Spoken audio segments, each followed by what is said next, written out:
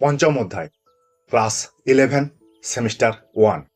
তোমাদের পঞ্চম অধ্যায় থেকে সংবিধানের প্রণয়ন ও দর্শন, এই যে অধ্যায়টি আলোচনা চলছে, এই অধ্যায় আলোচনা করতে গিয়ে আমরা দুটি পার্ট আলোচনা করেছি, প্রথম পার্ট এবং দ্বিতীয় পার্ট। সেই পার্টে অনেক কিছু বিষয় আলোচনা করেছি। তার মধ্যে একটা উল্লেখযোগ্য বিষয়, সংবিধান রচনা করার জন্য যে অধিবেশনগুলো হয়েছিল, সেই অধিবেশন আলোচনা করেছি। এরপরে যে আমরা বিষয়টা আলোচনা করব, খসড়া কমিটি কিভাবে গঠন করা হয়েছিল এবং গণপরিষদকে কিভাবে সমালোচনা করা হয়েছিল, এই দুটো বিষয় নিয়ে আজকের আমাদের আলোচনা। ঠিক আছে, তোমরা দেখতে থাকো। যারা এখনো পর্যন্ত এই চ্যানেলে যোগ দাওনি তারা অবশ্যই যোগ দিয়ে দেবে, বন্ধু বান্ধবদের সঙ্গে আলোচনাগুলো শেয়ার করবে। ঠিক আছে, তাহলে চলো আজকে আমরা থার্ড পার্টের আলোচনা করব।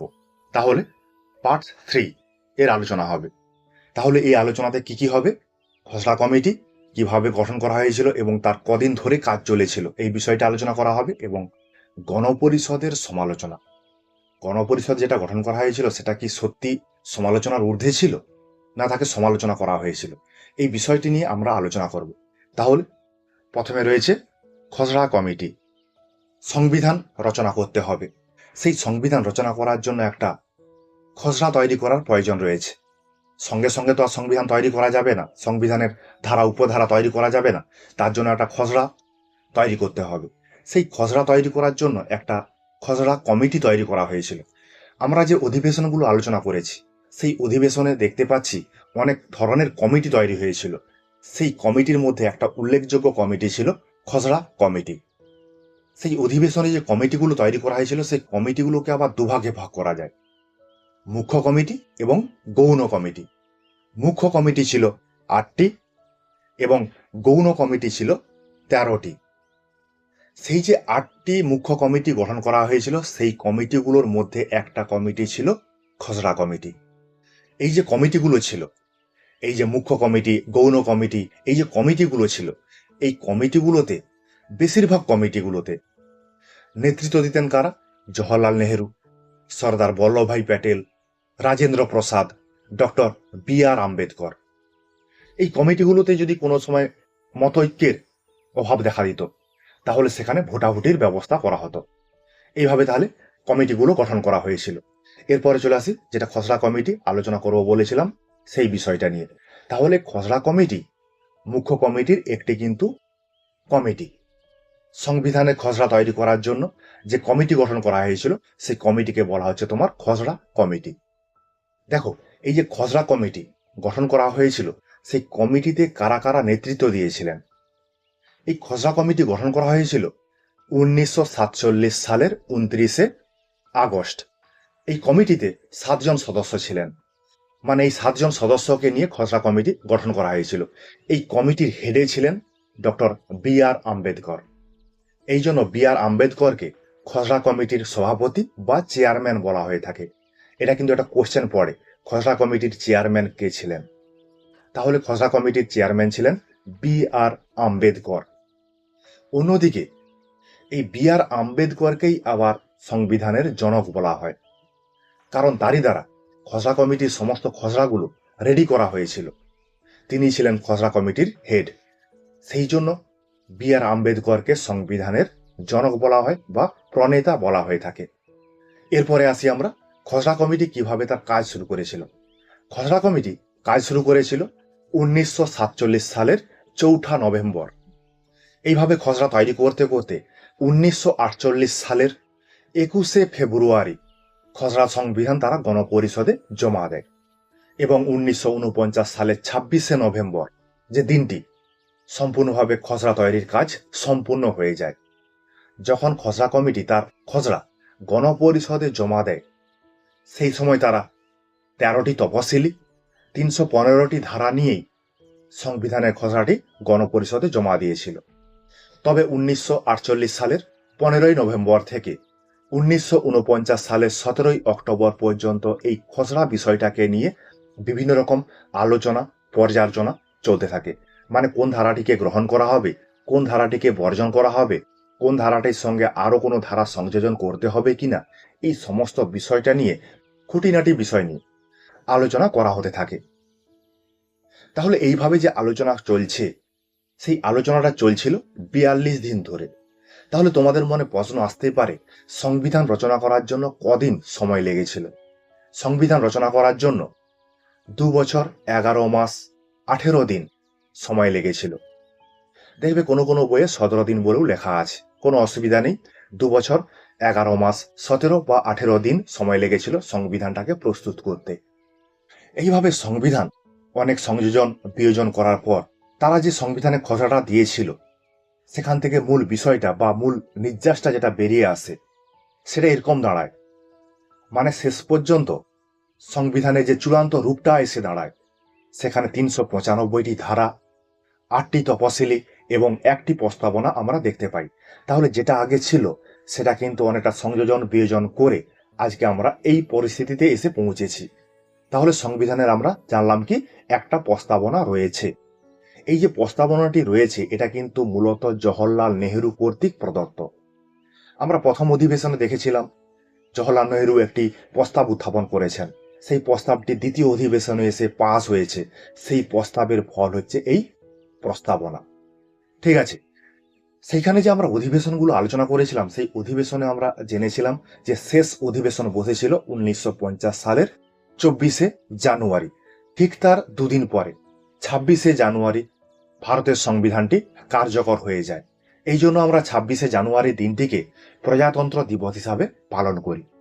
ঠিক আছে, এইভাবে তাহলে খসড়া কমিটি তার কাজ করেছিল এবং খসড়া কমিটি তার সংবিধান প্রণয়নের জন্য যে সমস্ত বিষয়গুলো দরকার সেগুলো কিন্তু তারা রেডি করেছিল। ঠিক আছে, তাহলে এই যে গণপরিষদ তৈরি হয়েছিল, এই গণপরিষদটা কিন্তু কোনোভাবেই সর্বে সর্বা নয়, সর্বগ্রভাবে গ্রহণ করা যায় না, তার বিরুদ্ধে কিছু সমালোচনা রয়েছে। এবার যেটা আমরা আলোচনা করব সেটা কি গণপরিষদের সমালোচনা। তাহলে প্রথম সমালোচনাতে কি রয়েছে? প্রথম সমালোচনাতে রয়েছে গণপরিষদের যে নির্বাচনটা সেটা কিন্তু অগণতান্ত্রিক। কংগ্রেস দাবি করেছিল কি যে গণপরিষদটা গঠন করা হয়েছে, সেই গণপরিষদটা সার্বজনীন প্রাপ্তবয়স্ক ভোটাধিকারের ভিত্তিতে তৈরি করা হয়েছে। সেখানে জনগণের মতামত, জনগণের ইচ্ছা অনিচ্ছা সমস্ত কিছুটাই প্রতিফলিত হয়েছে।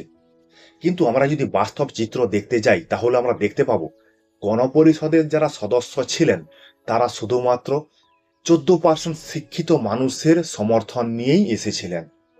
সেখানে কিন্তু ভারতবর্ষের সমগ্র জনগণের ইচ্ছার প্রতিফলন হয়নি। এই জন্য গণপরিষদের একজন সদস্য দামোদর স্বরূপ শেঠ তিনি বলেছিলেন গণপরিষদ প্রাপ্তবয়স্ক ভোটের দ্বারা গঠন করা হয়নি, সেখানে ভারতীয় জনগণের সার্বিক ইচ্ছার প্রতিফলন ঘটেনি, সেই জন্য তিনি পুনরায় নির্বাচন করার কথা বলেছিলেন। তাহলে আমরা মূল বিষয়টা বুঝতে পারলাম কি যে গণপরিষদ যেটা হয়েছিল সেটা কিন্তু ভারতবর্ষের সমগ্র জনগণের ইচ্ছার প্রতিফলন নয়। সমগ্র জনগণের ইচ্ছার প্রতিফলন না হওয়ার জন্য এই গণপরিষদটাকে অগণতান্ত্রিক বলা হয়েছে। 2 নম্বর পয়েন্ট, সামন্ততান্ত্রিক চরিত্র সম্পন্ন। দেখবে আমরা গণপরিষদের গঠন যখন আলোচনা করেছিলাম সেখানে আমরা বলেছিলাম যে 93 জন যে সদস্য এসেছিলেন তারা দেশীয় রাজ্য থেকে এসেছিল, মানে রাজা যে সমস্ত অঞ্চলে শাসন করত সেই সমস্ত অঞ্চল থেকে তারা এসেছিল। সেখানে কিন্তু কোনোভাবেই নির্বাচন হয়নি। রাজারা তাদের মনোনীত প্রতিনিধিকে গণপরিষদে প্রেরণ করেছিলেন। তাহলে মনোনীত প্রতিনিধি যেহেতু এখানে এসেছিল, মানে গণপরিষদে এসেছিল, সেখানেও তাহলে জনগণের ইচ্ছা অনিচ্ছার প্রতিফলন ঘটেনি। আমরা শেষ পর্যন্ত দেখতে পাচ্ছি কংগ্রেস রাজাদের চরিত্রকে চরিতার্থ করার জন্যই এই ব্যবস্থাটা করেছিল। সেটা আমরা পরবর্তীকালে লক্ষ্য করতে পারি। বিষয়টা কি? বিষয়টা হচ্ছে এটাই, কংগ্রেস যখন ক্ষমতায় আসে তখন রাজাদের জন্য রাজন্য ভাতা প্রদান করেছিল। তাহলে এটা কিন্তু কোনোভাবেই গণতান্ত্রিক চরিত্র সম্পন্ন নয়। গণতন্ত্র সেখানেই থাকবে যেখানে জনগণের অধিকাংশের মতামত থাকবে। কিন্তু এখানে যারা রাজা ছিল তারা তাদের মনোনীত প্রার্থী পাঠিয়েছিল।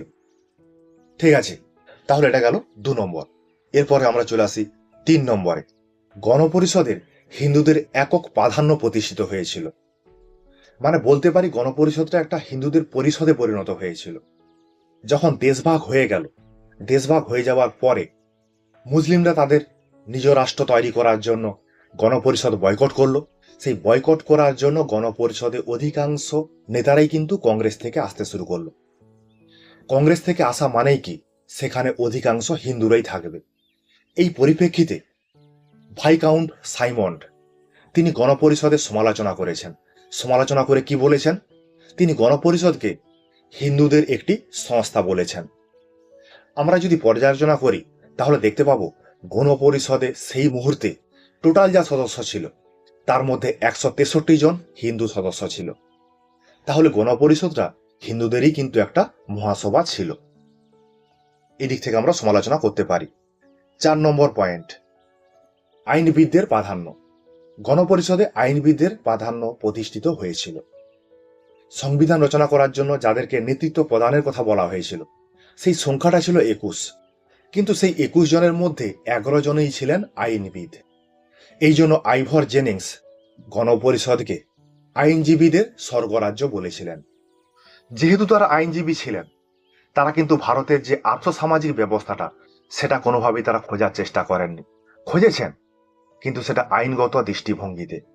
তাহলে এখানে আইভর জেনিংস যে উক্তিটা করেছেন সেই উক্তিটা কিন্তু সর্বাগ্রে সত্য, আইনজীবীদের স্বর্গরাজ্য। এটা গেল 4 নম্বর। এরপরে চলে আসি আমরা 5 নম্বর পয়েন্টে, গণভোটের ব্যবস্থা করা হয়নি। গণপরিষদের দ্বারা যে রচিত সংবিধান তার উপর কোনোভাবেই জনগণের মতামত নেওয়া হয়নি। সংবিধান রচনা করা হয়েছে, জনগণের উদ্দেশ্যে প্রয়োগ করা হয়েছে। সেই জনগণের কাছে প্রয়োগ করার আগে পূর্বে জনগণের কাছে যে মতামত নিতে হবে, জনগণের কাছে যে গণভোটের একটা ব্যবস্থা করতে হবে, সেই ব্যবস্থা কিন্তু গণপরিষদ করেনি। সেই জন্য গণপরিষদকে সমালোচনা করা হয়েছে। 6 নম্বর সমালোচনা, গুরুত্বপূর্ণ একটি সমালোচনা, ঘন ঘন মত পরিবর্তন। অনেক সময় সংবিধানে কোনো একটি বিষয় সম্পর্কে মতামত নেওয়া হয়েছে, সিদ্ধান্ত নেওয়া হয়েছে, কিন্তু তার ঠিক পরেই যখন দ্বিতীয় পাঠ তৃতীয় পাঠ আসছে সঙ্গে সঙ্গে সেটাকে পরিবর্তন করা হচ্ছে, সেই ধারাটাকে পরিবর্তন করা হচ্ছে। এইভাবে যদি ঘন ঘন পরিবর্তন করা হয় তাহলে সংবিধানের মূল চরিত্রটাই কিন্তু পরিবর্তন হয়ে যাবে। সেই জন্য একজন ব্যক্তি নাজির উদ্দিন আহমেদ তিনি এই ড্রাফটিং কমিটিকে ড্রিফটিং কমিটি বলে সমালোচনা করেছেন। খসড়া কমিটির ইংরেজি হচ্ছে ড্রাফটিং কমিটি। এটা মাথায় রাখলে তোমরা বুঝতে পারবে। নাজির উদ্দিন আহমেদ তিনি ড্রাফটিং কমিটিকে ড্রাফটিং কমিটি বলে উল্লেখ করেছেন এই ঘন ঘন মত পরিবর্তন করার জন্য। ঠিক আছে, এরপরে চলে আসি আমরা 7 নম্বর পয়েন্ট, আম্বেদকরের উপরওয়ালা স্বভাবের একটু মনোভাব। আম্বেদকর গণপরিষদের চেয়ারম্যান ছিলেন, তাকেই সংবিধানের জনক বলা হয়েছে। তিনি সংবিধান বিশেষজ্ঞ ছিলেন। তাকে যদি গণপরিষদের অন্যান্য সদস্যরা এই ধারাটি কি হবে এই বিষয়ে জানতে চাওয়া হয় তখন তিনি মৌন ব্রত অবলম্বন করতেন, তখন তিনি কিছু বলতেন না। কিন্তু যখন ঠিক কাজের সময় আসতো তখন তিনি বলতেন আমি ওই ধারাটিকে প্রত্যাখ্যান করছি। মানে বি.আর. আম্বেদকরের এরকম যে মনোভাবটা, এই মনোভাবটাকে গণপরিষদের অনেক সদস্যরা ভালো চোখে দেখত না। এমনকি খসড়া কমিটি রচনা করার সময় বি.আর. আম্বেদকর ক্ষিপ্ত হয়ে উঠতেন খসড়া কমিটির সদস্যদের উপর। ঠিক আছে, এটা গেল 7 নম্বর। 8 নম্বরে কি আছে? সার্বজনীন চরিত্রের অভাব। গণপরিষদ রচনা করা হয়েছে, সেখানে জনগণের মতামত তো নেই, তার উপরে রাজাদের মনোনীত প্রার্থী রয়েছে। এই যে গণপরিষদটা গঠন করা হয়েছিল, এই গণপরিষদের সমগ্রটাতেই কংগ্রেসের নেতৃত্বে পরিচালিত হয়েছিল। সেখানে অন্যান্য কোনো দল যেমন কমিউনিস্ট পার্টি, হিন্দু মহাসভা, সমাজতান্ত্রিক দল এদের কোনো রকম কোনো প্রতিনিধিত্ব ছিল না। এই জন্য গণপরিষদকে সার্বজনীন চরিত্রের পরিষদ বলা যেতে পারে না। ঠিক আছে, তাহলে আমরা এখান থেকে 8টি পয়েন্ট আলোচনা করলাম, তোমরা দেখবে পড়বে। তাহলে এই যে সমালোচনাগুলো করা হলো, সমালোচনা করার পরেও কিন্তু আমরা এই বিষয়ে আসতে পারি বা একটা কনক্লুশনে আসতে পারি, যদি গণপরিষদ গঠন করার জন্য সার্বিক প্রাপ্তবয়স্ক ভোটাধিকারের ব্যবস্থা গ্রহণ করা হতো তাহলে কিন্তু এত তাড়াতাড়ি সংবিধানটা রচনা করা যেত না। এই বিষয়টা কিন্তু আমাদেরকে মেনে নিতেই হবে। আবার একটা বিষয়, ভারত যখন স্বাধীন হয় তখন কিন্তু কংগ্রেসের একাধিপত্য ছিল, সেখানে অন্যান্য রাজনৈতিক দলের কোনো আধিপত্যই ছিল না। তাহলে স্বাভাবিকভাবে গণপরিষদে কংগ্রেসের আধিপত্য প্রতিষ্ঠিত হবে। এ কথা আমরা এক বাক্যে স্বীকার করতে পারি। ঠিক আছে, তাহলে গণপরিষদকে আমরা শুধুমাত্র সমালোচনা করলেই হবে না, তার কিছু কিছু দিক পরিস্থিতি আমাদেরকে অবশ্যই লক্ষ্য রাখতে হবে। ঠিক আছে, তোমরা দেখবে, পড়বে। আমরা তাহলে সংবিধানের প্রণয়ন ও দর্শন যে অধ্যায়টা আছে সেখান থেকে তৃতীয় পাঠের আলোচনা করলাম। তোমরা তোমাদের বন্ধু বান্ধবদের সঙ্গে এই আলোচনাগুলো শেয়ার করবে, তাদেরকে দেখতে বলবে। তোমরা বুঝতে না পারলে অবশ্যই কমেন্ট করবে, লাইক করবে, বন্ধুদের সঙ্গে শেয়ার করবে। ঠিক আছে, তোমাদের জন্য আমার এই কিঞ্চিত প্রয়াস।